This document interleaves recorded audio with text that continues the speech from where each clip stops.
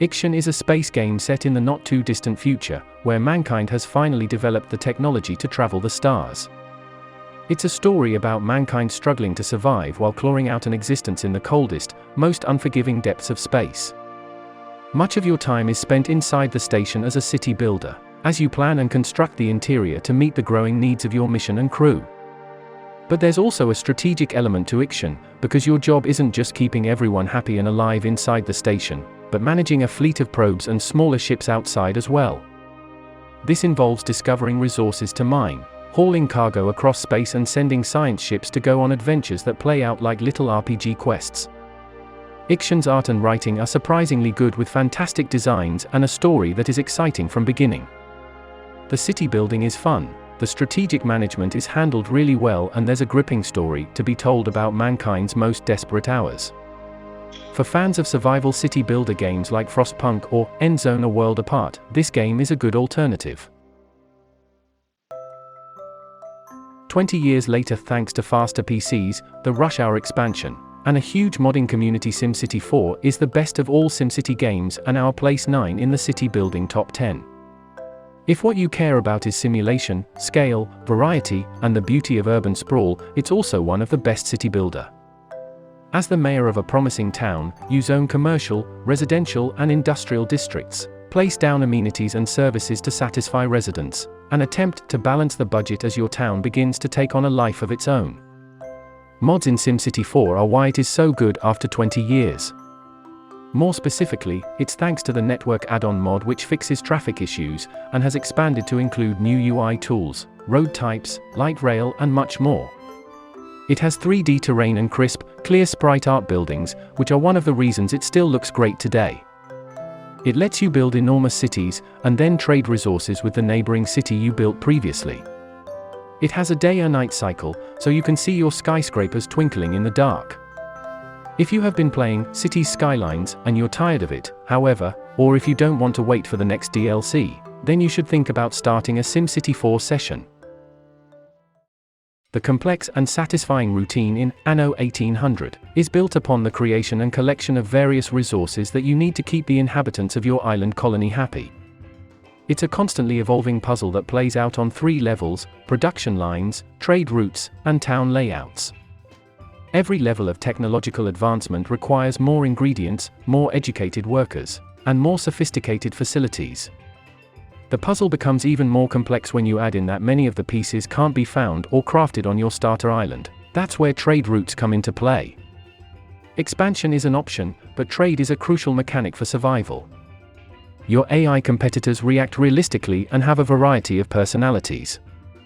Some aggressively expand with no concern for who their journey impacts, while others reach out to you when seeking out new land to break ground on.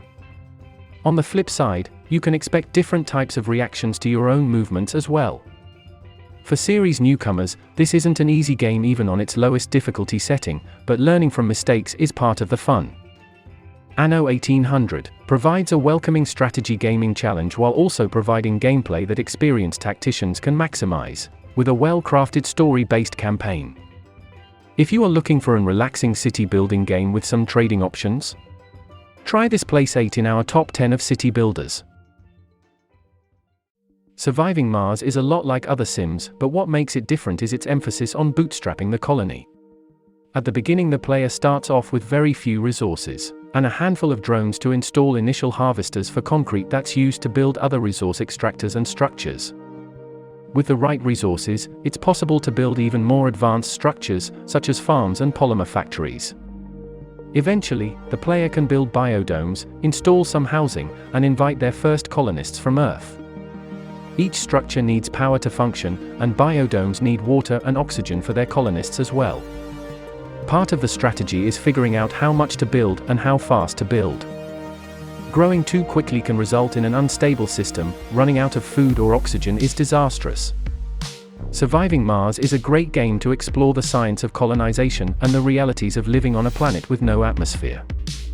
Building a colony on Mars is pretty exciting at first. The main issue with Surviving Mars is how repetitive the game becomes once the player understands its underlying systems. Fortunately, its mod system, which is well documented and gives players a way to modify the game to their liking, and some DLCs will help and provide some reason for a new playthrough.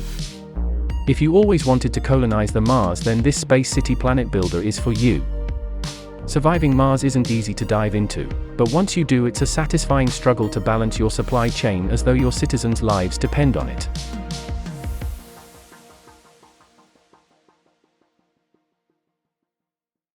Farthest Frontier drops you into one of 4 pleasant-seeming biomes with a dozen weary settlers looking to make a new life for themselves. The basics of building and running a settlement are simple enough, and fairly familiar if you've played other survival city builders: gather wood, build houses, find food, and defend yourself from wolves and bears. The really interesting wrinkle here is that all food eventually spoils. There are interesting trade-offs at every step of the way. Grain can be stored a lot longer than other crops, but it also can't be eaten on its own. You need to turn it into flour, and then bread, which requires 2 extra buildings. That's part of Farthest Frontier's seriously detailed agriculture system. You'll also have to deal with drought, frost, wild animals eating your crops, and diseases like mildew, the solutions to which make your settlement look and feel more believable over time. There might be no other medieval city builder that puts you into the era and forces you to solve authentic problems in such an organic way. Farthest Frontier is an promising early access title and earned its place 6 in our City Builder Top 10 list. If you've ever played a Tropico before, you'll feel right at home in the 6th installment. Once again, we take over the reins of a Caribbean state as El President and build everything from a communist paradise to a merciless dictatorship. To do this, we not only boost the economy with industry and tourism, we also juggle the wishes and demands of our citizens, our political factions, and our contacts at various foreign powers. The biggest innovation: for the first time, we do all this on several islands, just like in the Anno series. Where previous presidents were only allowed to rule a single island, in Tropico 6 we colonize an entire archipelago. Sometimes this simply consists of a few smaller islands around a large one. Then we use the small ones merely as outposts for a few mines and factories, or as tourist enclaves. In the endless game, we can also roll a random map again if we wish and choose for ourselves what kind of map we want, so Tropico 6 gains a pleasant bit of diversity through its island division. The amount there is to do and the depth of its political mechanics make Tropico 6 stand out over its immediate predecessors. It's a tropical vacation worth taking when you're looking for an in-depth city builder with strong personality and a touch of humor, which is something of a rarity outside of this long-running series. 2 Point Campus is a relaxing city builder in an university setting. Relive your student days in this university challenge and build night schools and wizard academies in this imaginative college life sim. Starting out as the supervisor of a small science college, you're given a seemingly hefty budget and tasked with constructing all the facilities a university needs. Like 2 Point Hospital, the developer's previous game, 2 Point Campus's presentation is flawless. Students cooking gargantuan pizzas, flying around on jetpacks, making massive robots. There's just so much to stare at. Its campaign has you managing a chain of colleges. Highlights include a night school, where your students batter training dummies in full suits of armor, to a legally non-specific wizards academy that teaches spellcasting and potion brewing. One of the biggest obstacles in 2 Point Hospital was the immutability of the buildings, which was fixed in this game by letting you edit and construct new buildings, as well as giving them some cosmetic flourishes. 2 Point Campus is a marked improvement on 2 Point Hospital. The college setting makes for a more personable and heartfelt game, where partying, romance, and forming friendships is just as important as attending classes and studying. Frostpunk combines the best elements of survival, city building, and 4X games into one of the more captivating strategy games. Frostpunk sets the stage with a compelling and timely backstory in which climate change devastates humanity in the late 1800s.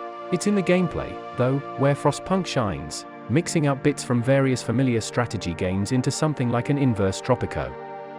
Rather than selfishly building power over a tropical paradise, here you make decisions for all of what remains of humanity in the midst of a frozen wasteland. Hope and discontent serve as metrics to indicate how you are doing.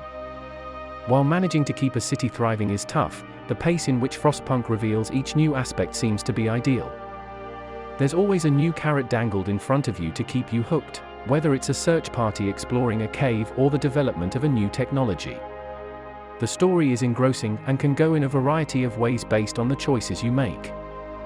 All of this is relayed through outstanding aesthetics and graphical design that make staring at a frozen wasteland more appealing than you'd expect. One playthrough of Frostpunk's main campaign should take around 15 hours. Frostpunk is beautiful, motivating and compelling, but also sad, evocative, and terrifying. This game is still one of the best survival city builder games so far. Since 2015, Cities Skylines has dominated the city building simulations almost without competition. 7 years later, the city building simulation, Cities Skylines, is a bit outdated graphically, but still enjoys a large community and is often used as a benchmark for new construction games. 10 add-ons and countless mini-expansions have appeared, often combined with innovations for the base game. The Cities Skylines DLCs are an important part of the long-term motivation. Cities Skylines is great at building huge and realistic cities. It shines with a clean UI and lets you tinker and give free space to your creativity at the same time. On paper, our citizens have many needs, but they are usually very easy to use. However, Cities Skylines is especially worthwhile for enthusiastic traffic planners. Even with 10,000 inhabitants, a traffic network can burst at the seams. If the traffic is too big, all the vehicles from the fire department, police, and garbage supply won't be able to get through. More than anything, Cities Skylines is about the simple joy of building. It's a really impressive and often beautiful simulation, where an amazing number of virtual people go about their business across a huge swath of land. Cities Skylines is still worth playing in 2023, especially because of its numerous expansions and strong modding community. Against the Storm conquered place one of our city building list as a surprising newcomer. This game offers endless hours of fantasy building and is a roguelike, strategy and city builder game mix set in a dark fantasy world. Against the Storm has some really unique gameplay elements. Each map will start with a basic hearth, storage, and some units and access to some basic city buildings. There will also be some resource nodes on the map. The nodes will be randomized for each map, each time. Every game will be unique, as well as how you will win it.